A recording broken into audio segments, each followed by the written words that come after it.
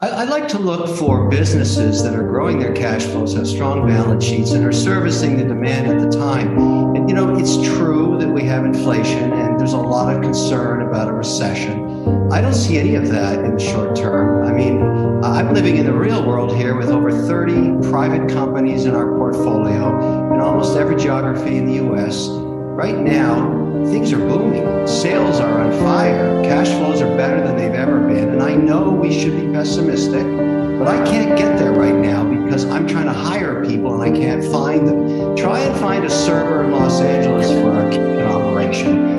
Minimum wage $15. I have to pay $25 in some cases just to get them to come to work. So there's a lot of demand at all levels for employment. So I'm not that worried about the classic recession. Energy prices, well, that was self-inflicted. We shouldn't have canceled pipelines. That was bad policy. It can be fixed. Supply chains will be fixed as well. So right now, if I were to buy stocks, which I am doing, because, you can't time the market. Today's a good example. If you were not in the market today, you don't know which of the 20 or 30 days in the next 12 months give you all the returns. Today was one of them. So trying to time the market in volatility is next to impossible. But let's take something like Service Corp. Now, maybe people don't know it, but it's probably the biggest funeral operator in America. Guess what? In recessions, people keep dying. Who knew? And their business is recession-proof. And they have strong cash flows, a good balance sheet. BG, Bungie. You talked about food concerns. 80 supply chains, all kinds of specialized grains and oils all across America. Fantastic. Nestle in Switzerland, a European company in Swiss francs, this new act Biden just signed? It's all Nestle. All that stuff is coming from there. Nestle's supplying all the baby formula and the baby formula 2002 act or whatever he's calling it.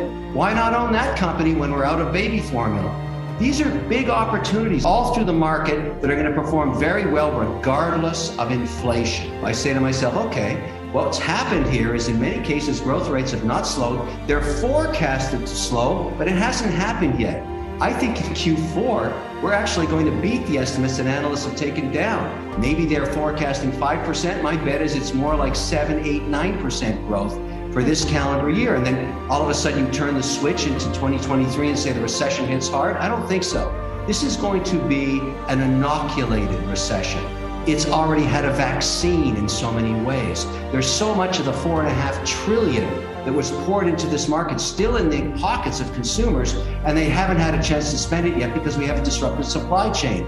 I've been through many of these cycles. This one is unique. And I'm not going to get too bearish because if I went back to 2020 and looked at what happened in that year, that volatility, the 1,000-point days up and down, in a matter of 23 days, the entire returns were found. So if you're not in the market for those 23 days, and who knows how many will be in this cycle, you're not going to get any returns. So I'd argue to people, look, taking advantage of this correction, the Johnson & Johnson, a Pfizer, Google, or Meta, and Meta in the case of the old Facebook, these are companies that are still cash flowing, massive balance sheets.